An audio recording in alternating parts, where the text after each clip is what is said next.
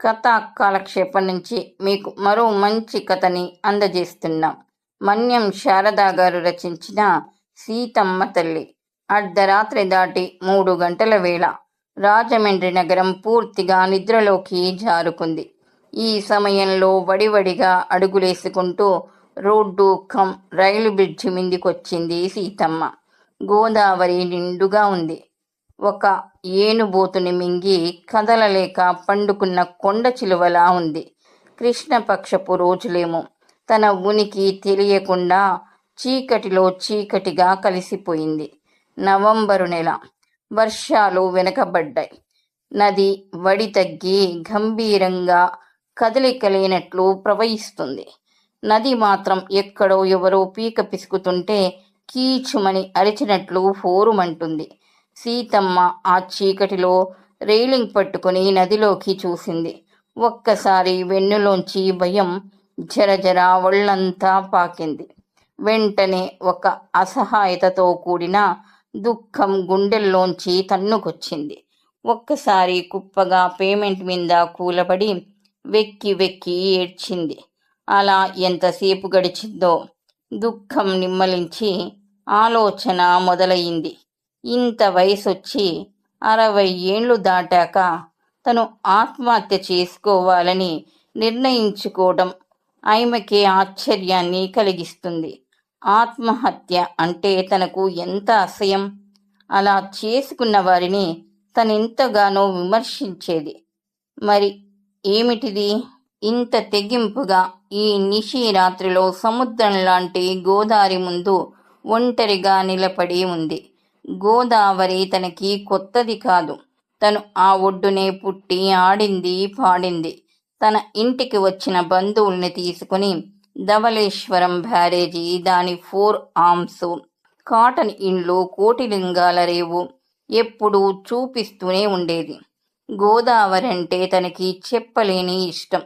తన జీవితంతో ఎంతో పెనవేసుకున్న గోదావరిలోనే తను కలిసిపోతానని మాత్రం ఎప్పుడూ అనుకోలేదు. కాని ఆ త్రాష్టుడు మళ్ళీ వచ్చేశాడు. సీతమ్మకి మళ్ళీ దుఃఖం తన్నుకొచ్చింది. వాడు పక్షవాతంతో కన్ను మూతి వంకరపోయి కాలు చెయ్యి లేక పడి ఉంటే ఈ వయసులో తను వాడికి సేవ చెయ్యాలా? అంత చీకటిలోనూ ఆమె కళ్ళు ఎర్రజీరలతో నిండిపోయాయి. దుఃఖం ఆగి ఆవేశం తన్నుకొచ్చింది. మనసు బాధతో మూల్గింది. సీత అసలు పేరు సీతామహాలక్ష్మి. సీతలాగే వినయంగా లక్ష్మిలా కలకలలాడుతూ పుట్టిందని వాళ్ళ నాన్న మురిపంగా ఆ పేరు పెట్టాడు. సీత అతనికి 3వ సంతానం. సీత తండ్రి సుబ్బారావు గుమాస్తా. అందర్నీ బాగానే చదివించాడు. నువ్వేమో గుమాస్తావి, ఇంతమంది ఆడపిల్లలకి పెళ్ళిళ్ళెలా చేస్తావయ్యా అంటే సుబ్బారావు ఆత్మవిశ్వాసంతో నవ్వేవాడు. నా కూతుళ్ళు అందగత్తెలు, తెలివైన వాళ్ళు, బాగా చదువుకుంటున్నారు. వాళ్ళ పెళ్ళిళ్ళ రోజులకి కట్నాలుండవు, కళ్ళకద్దుకుని పెళ్లి చేసుకుంటారు అనేవాడు. అతని మాటలు నిజమైన కట్నాలు మాత్రం పోలేదు. 1000 లక్షల్లోకి కోట్లల్లోకి వెళ్ళాయి. డబ్బు ముందు అందాలు, మంచితనము, తెలివితేటలు ఆగలేదు. సుబ్బారావు మొదటి కూతురు సునందాకి పెళ్లి చెయ్యడమే గగనమయ్యింది. ఆ పెళ్లికే అతను వాలంటరీ రిటైర్మెంట్ పెట్టి పెన్షన్ అమ్మి పెళ్లి చేశాడు. రెండో కూతురు శ్యామలకి ఇండ్లమ్మి పెళ్ళయిందనిపించాడు. అప్పటికే అతను ఆర్థికంగా పూర్తిగా చితికిపోయాడు. ఇంకా సీత మిగిలింది. సీతకి బ్యాంకులో ఉద్యోగం వచ్చింది. అతను పూర్తిగా సీత మీద ఆధారపడిపోయాడు. ఎవరైనా సీత పెండ్లి సంగతి అడిగితే చిర్రుబుర్రులాడిపోయేవాడు. సీత అందం, అనుకువ చూసి కొన్ని సంబంధాలు వాటంతటా అవే వచ్చాయి. ఏదో వంక పెట్టి సుబ్బారావు వాటిని చెడగొట్టేవాడు. సీతకి 30 దగ్గర పడుతున్నాయి. ఆమెకింకా పెళ్లి కాదని, ఇంట్లో చెయ్యరని కొందరు ప్రబుద్ధులు వంకర మాటలనడం ప్రారంభించారు. సీత మనసు బాధతో నలిగిపోయేది. ఇంట్లో చెప్పుకోలేని స్థితి. తల్లి కూడా బేషేజాల మనిషి. ఎవరినన్నా నువ్వే చేసేసుకోరాదు అని సీత కొలిగ్ సుందరి ప్రోత్సహించేది. సీత నవ్వి, నన్నలా పెంచలేదు, నేనా పని చేసి నా తల్లిదండ్రుల్ని బాధ పెట్టలేను అనేది. చివరికి సీతకు సంబంధం వచ్చింది. అతని పేరు రామారావు. పేర్లు బాగానే కలిశాయి, కానీ వాళ్ళిద్దరి మనసులు కలవలేదు. అందరూ బంధువులు తిడుతుంటే చివరికి సుబ్బారావుకి తప్పింది కాదు. ఆఫీస్లో రాబందుల గొడవ పడలేక సీత ఆ పెళ్లికి ఒప్పుకుంది. తన పెళ్లి కట్నం ఖర్చులు తనే అప్పు చేసుకుని భరించాలి. పెళ్లి ముహూర్తానికి అరగంట ఆలస్యంగా వచ్చాడు రామారావు. పెళ్లి కొడుక్కి పంపిన కారులో అతని బంధువులొచ్చేశారు. అతను బస్సులో వచ్చాడు. అతని దగ్గర ఏదో వాసన. అతన్ని చూసి చాలామంది జడిసుకున్నారు. తారు రంగులో జర్దా నములుతూ పండ్లికిలిచ్చుకుంటూ వచ్చాడు. సీత మాత్రం ఏ భావాన్ని తెలియనివ్వకుండా తలొంచుకొని కూర్చుంది. తంతు ముగిసింది. మొదటి రాత్రి అతన్ని పరికించి చూసింది. అతను తాగి జర్దా పాన్ వేసుకుని తెల్లని పంచె కట్టుకున్న ఎలుగొడ్డులా లోపలికి వచ్చాడు. సీత మంచం మించి లేవబోయింది. కూర్చో కూర్చో, నాకేం మర్యాదలు అవసరం లేదు, నీతో కొంచెం మాట్లాడాలి అన్నాడు. సీత ఒంట్లో నరాలన్నీ బిగుసుకుపోయాయి. నిస్సత్తువగా మంచానికి చివరగా ముళ్ళ మీద కూర్చున్నట్లుగా కూర్చుంది. అతను ఉపోద్ఘాతంగా ముందు నవ్వాడు. నాకీ మంచాలు, మల్లెపూలు వీటి మీద ఆసక్తి లేదు. నువ్వు చాలా అందగత్తెవని కూడా చెప్పారు. నాకు దాని మీద ఆసక్తి లేదు. ఏమిటంట అందంగా ఉంటే? 10 రూపాయలకి పనికొస్తుందా? సూటిగా చెప్తున్నాను. నాకిప్పుడు 35 దాటాయి. అసలు పెళ్లి చేసుకోకూడదనుకున్నాను. మా నాన్న నా చిన్నప్పుడే చచ్చిపోయాడు. మా వాళ్ళని చూసుకోవడమే నా బాధ్యత. అంచేత నా జీతంలో 1 రూపాయి కూడా నీకు రాదు. నీ జీతంతోనే ఇల్లు పోషించుకోవాలి. నీకిష్టముంటే పిల్లల్ని కను, లేకపోతే లేదు. ఆ సంగతి నాకనవసరం. నా రాకపోకల మీద కానీ నా మీద కానీ పెత్తనం చేయడం నాకిష్టముండదు. ఇంకా లైట్ ఆర్పై అన్నాడు మంచం మీద పడుకుంటూ. సీత కళ్ళు అవిరామంగా వర్షించాయి. అంతే. ఆ తర్వాత సీత మళ్ళీ ఏడవలేదు. తన బాధ తల్లిదండ్రులకు కూడా చెప్పలేదు. అతను ఎప్పుడో అర్ధరాత్రి దాటాక వచ్చేవాడు. బిర్యానీ తెచ్చుకుని మందు తాగి గుర్రు పెడుతూ నిద్రపోయేవాడు. అలానే సీతకి 2 పిల్లలు పుట్టారు. అతనితో సంబంధం లేకుండా వాళ్ళని పెంచుతూ ఉద్యోగం చేసేది సీత. సీతని వంకర మాటలన్న వాళ్లే ఇప్పుడు సీతని చూసి జాలి పడుతున్నారు. కానీ సీత ఒక్క గంభీర గోదారిలా మారిపోయింది. ఎవరికి ఏమీ చెప్పేది కాదు. సుబ్బారావు తన గోడు చెప్పుకొని నెల నెల డబ్బులు తీసుకెళ్లేవాడు. వాళ్ల బాధ్యతని కూడా మోసింది సీత. ఒకసారి పిల్లాడికి బాగా జబ్బు చేసింది. మొదటిసారి నోరు విప్పి వాడికస్సలు బాగాలేదు, ఏ రాత్రన్నా డాక్టర్ అవసరమవుతాడేమో, కొంచెం ఉండకూడదు అని అడిగింది. రామారావు హేళనగా నవ్వాడు. ఈ మాటలొద్దన్నాగా, నన్నడిగి కన్నావా వాణ్ణి?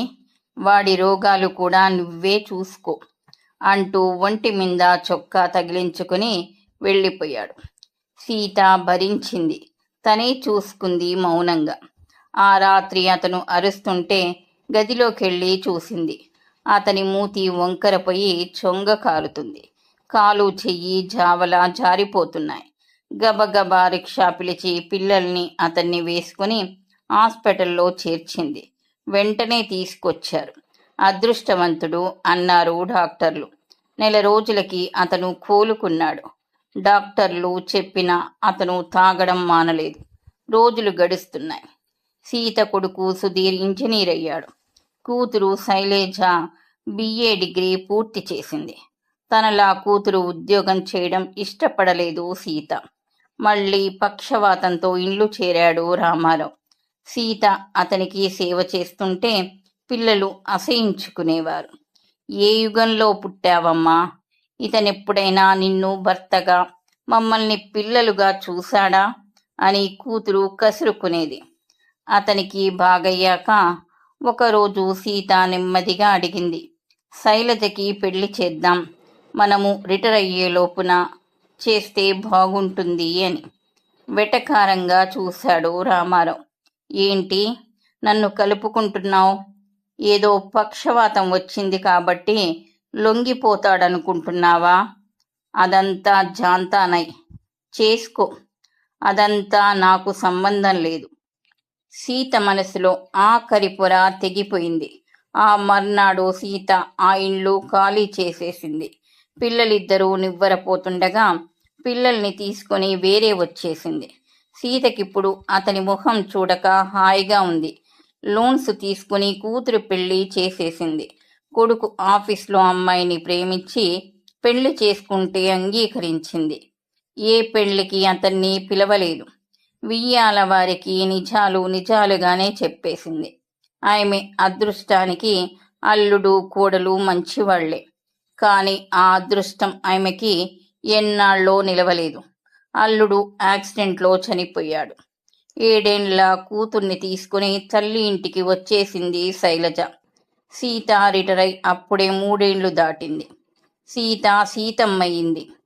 ఆమె తన హృదయంలోని గాయాన్ని కప్పిపుచ్చుకొని కూతురి గాయాన్ని మాన్పడానికి ప్రయత్నం చేసింది.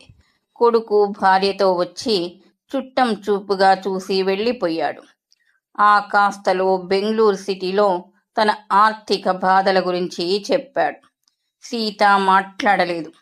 లేని ధైర్యం తెచ్చుకుంది. తనకి పెన్షన్ వస్తుంది, పర్వాలేదు అని తనకి తానే ధైర్యం చెప్పుకుంది. కూతుర్ని బీఈడీలో జాయిన్ చేసి మనవరాల్ని చూసుకుంటుంది. మనవరాలితో ఆడుకుంటుంటే ఈ లోకాన్నే మరిచిపోతుంది. ఆ రోజు తెల్లవారుజామునే తలుపులెవరో దబదబా బాదుతున్నారు. ఎందుకో గుండెల్లో గుబులేసింది. ఎప్పుడూ తనకి ఏదో అనర్థమే ఎదురవుతుంది. భయంగా తలుపు తీసింది. ఎదురుగా 10 మంది ఉన్నారు. అందులో 4 రామారావుని మోసుకొచ్చి తన అనుమతి లేకుండానే మంచం మీద పడుకోబెట్టేశారు. మళ్ళీ పక్షవాతం.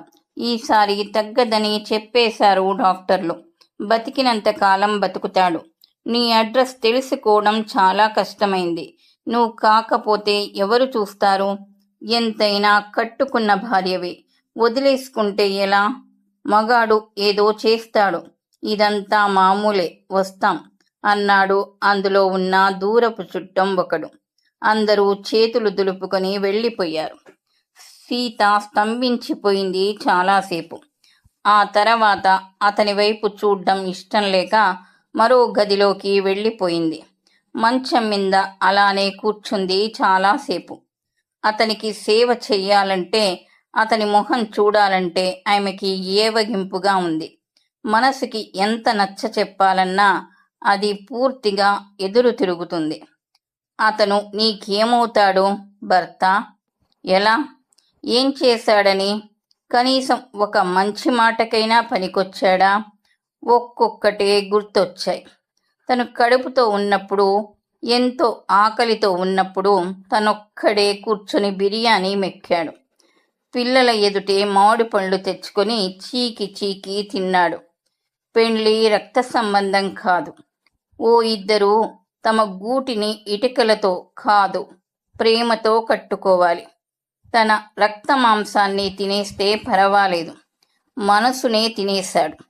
తనింకా అతని మొహం చూడలేదు. ముట్టుకొని సేవ చెయ్యలేదు. సీత తన దుస్థితికి ఏడ్చింది. తనింకా తప్పించుకోలేదు.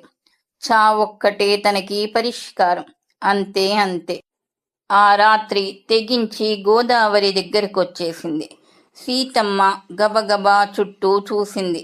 కొద్దిగా వృక్షాలు తిరుగుతున్న చప్పుడు. అప్పుడే తెల్లవారుతున్నట్లుంది. తను దూకేయాలి అనుకుంటూ లేచి నిలబడింది. రైలింగ్ పట్టుకొని దూకబోతుండగా ఎవరో తన కొంగు లాగినట్లయింది. ప్రణవి అంటూ వెనక్కు తిరిగి చూసింది. అక్కడ తన మనవరాలే కాదు, ఎవ్వరూ లేరు. నువ్వు చచ్చిపోతావు. నీ కూతురి సంగతేంటి? ఏ పాపము తెలియని నీ మనవరాలి భవిష్యత్తేమిటి? వాళ్ళు ఆ పక్షవాతం మనిషికి సేవ చేస్తూ బతకాలా? నీ పెన్షన్ లేకపోతే వాళ్ళ గతేంటి? లేకపోతే నీలాగే ఈ గోదాట్లో? వద్దొద్దు. మనసు వేసే ప్రశ్నలకి సీతమ్మ చెవులు మూసుకుని గట్టిగా అరిచింది. లేదు, తన కర్మ తనే అనుభవించాలి. అది కూతురు మీదికి నెట్టే హక్కు తనకి లేదు. సీతమ్మ తన ఆలోచనలని విరమించి ఇంటివైపు అడుగులేసింది యాంత్రికంగా. తనని ఎంతో ప్రేమించిన శ్రీరామచంద్రుడు గర్భిణీగా అడవులకి పంపిన కారణానికే తల్లి కడుపులోకి వెళ్ళిపోయింది సీత. తననెప్పుడూ మనిషిగా చూడని రాక్షసుడి కోసం తిరిగి ఇంటికెళుతుంది ఈ సీత. తనకి పౌరుషం లేదా? ఏమో. నిట్టూరుస్తూ ఇంటి దారి పట్టింది సీతమ్మ. గోదారి సాక్షిగా సీతమ్మ తల్లి. ఈ కథ మీకు నచ్చినట్టయితే లైక్ చేయండి. మరిన్ని మంచి కథల కొరకు మా ఛానల్ని సబ్స్క్రైబ్ చేసుకోండి. ఈ కథపై మీ అభిప్రాయాన్ని తెలియచేయండి. ధన్యవాదములు.